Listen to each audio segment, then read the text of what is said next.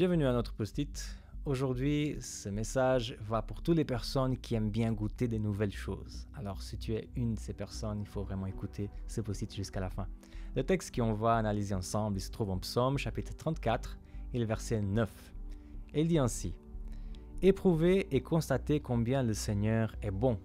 Heureux l'homme qui a recours à lui. » Éprouver, en fait, c'est expérimenter Dieu, mais dans l'original, ta'am veut dire en fait goûter, comme on goûte la nourriture.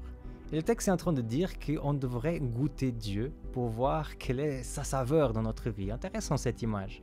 Parce que, je ne sais pas si tu es d'accord avec moi, mais juste en regardant quelque chose, ça ne permet pas de goûter cette chose.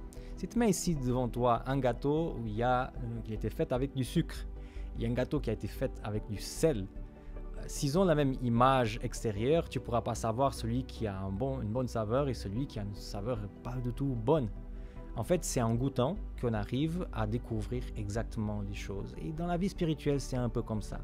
On peut avoir toute la théorie, on peut avoir lu beaucoup de choses dans la Bible, mais en fait, la vie chrétienne commence le moment qu'on expérimente quelque chose avec Dieu et qu'on goûte exactement ce que Dieu est.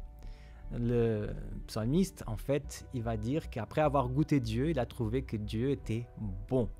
Ok, il est bon, mais alors, qu'est-ce que ça change dans ma vie?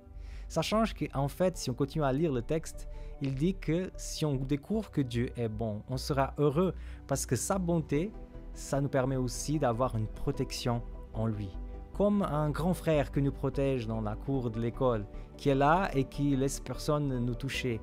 Et bien sûr, goûter Dieu, ce n'est pas une assurance tout risque, mais c'est vrai que quand on a Dieu avec nous, quand on a une amitié avec Dieu, avec Jésus, avec le Saint-Esprit, ça devient beaucoup plus facile à vivre et à affronter la vie de tous les jours. Veux-tu vraiment avoir ce type de relation avec Jésus, avec Dieu, avec le Saint-Esprit? Alors il faut goûter. Moi je m'appelle Samuel Cunha et c'était le post-it d'aujourd'hui.